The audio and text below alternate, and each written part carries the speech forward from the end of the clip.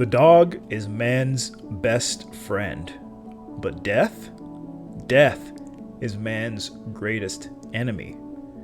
My name is Brian. I'm a contemplative, a mystic, and most importantly, someone who has experienced death. What is death? And we have to be careful here because that question right there can get us into a lot of trouble, or so we say. Because the truth is, you don't know what death is. But you think you do. And that thought is the very root of your fear of it. The only way to know what death is to experience it. Most of us believe two things. One, that life is good, and conversely, that death is bad. And two, that death is the end, the final curtain.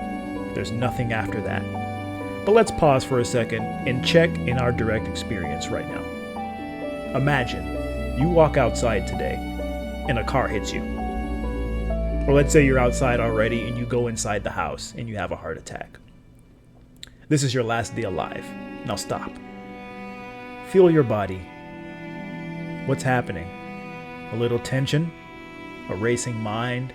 A flood of excuses about why that won't happen? I'm too young. God won't let that happen to me. I eat healthy. But you see, underneath those thoughts is the truth. Your mind has no idea what death is. It just prefers the comfort of the known over the terror of the unknown. But maybe the real problem isn't death. Maybe we don't even know what life is.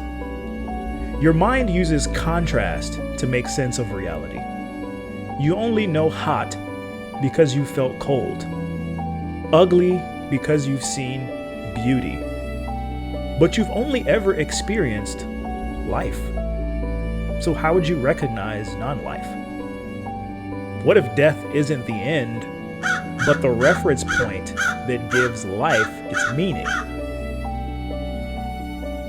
I once jogged past a dead raccoon, and I asked myself, am I seeing death, or am I seeing a decomposing carcass?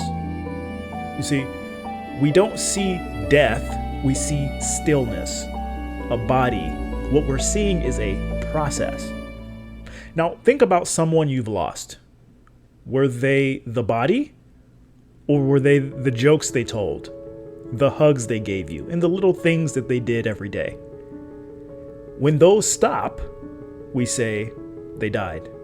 They've passed on. We've lost so-and-so. But what we really mean is the animation is gone. The story has paused. The pattern has shifted. So is death an event? Or is it just another kind of change? Here's something radical. Other people don't really exist. What you call people are just projections. Your mind maps patterns onto animated meat and gives it a name. This one over here is called Mom. This one over here is Brody. This is my friend. That's my sister. That's my boss. This thing over here that's talking is me. The thing listening over there is you.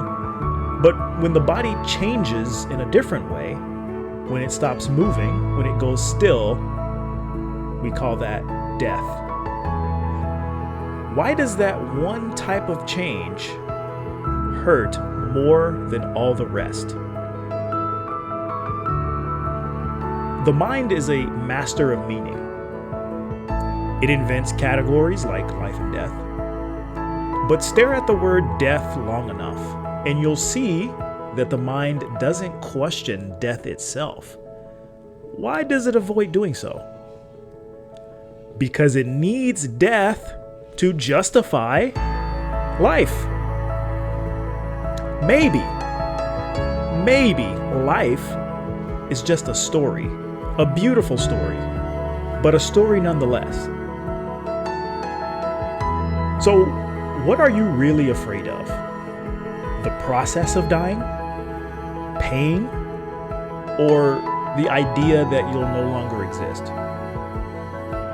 My sister once told me, I fear no longer existing more than dying. But non-existence isn't even imaginable. Try it right now. Try it right now. Try to imagine non-existence. Close your eyes, imagine non-existence. What do you got? All you'll find is a blank space. And even that space exists. And then there's you who's watching that blank space. So there's still two things there. Look at your hands now. Put your hands out, put them in front of your face. Observe your hands. Look at them closely for a few seconds here. Notice how it feels like you are looking at them. That you, that perceiver, isn't your body. If I took your hands away, the perceiver would still be there.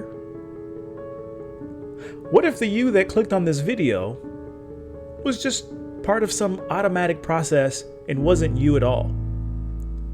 What if everything that you've ever thought was you, every moment of you, is just a projection? I've had many awakenings and I've experienced death, and it's terrifying. My mind fights, resists, and clings. In some moments, I've even felt utter madness, utter insanity. And in others, complete oneness. The contrast of death and life made me cry and weep just from the gratitude of not experiencing the madness, the gratitude of not being one, of being a separate thing. Even nowadays, just looking at my own hands, I feel bliss and gratefulness. But even with this understanding, some fear sometimes still remains. Why? Because I love the character that I've been playing. This man making a video called Brian. It's an attachment. This is actually one of the chief reasons that we fear death. It's really just an inverted way of saying that we deeply love the self, no matter what this self has been through. And even then, we love this self because we know this self, and we don't know death. So what now?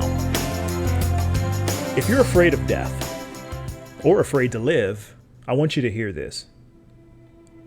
Death is not the end. You are not this body. You are awareness, consciousness, the space in which this whole dream arises. And death, just like life, is another imagined experience within this infinite empty field. Science doesn't go deep enough to understand this. The answer that they claim to be looking for, they don't go anywhere near it. Religion clings to belief. So neither of these fields are really getting at what's true. They're both stuck in a paradigm that they can't escape. But direct experience, going there for yourself directly, that's where the truth lives. You are existence now. If you want to see what it is, just check. Check now. You don't need to believe me. In fact, do not believe me. Truth isn't my words. Truth is you. You are truth. You are the truth. It's in your direct experience. Sit down. Observe. Ask questions like you're a child again. And don't let your mind give you answers. Your mind is the reason that you don't have the answers already. If you truly want to know what life is, what death is, go find out. And if you need a place to start, I'm releasing 2 guided self-inquiry sessions very soon. And you can follow me here on YouTube to get a piece of that when they come out. I'm going to have it coming out within the next 7 to 10 days. This is not the end. This is the beginning to you discovering what's absolutely true for yourself.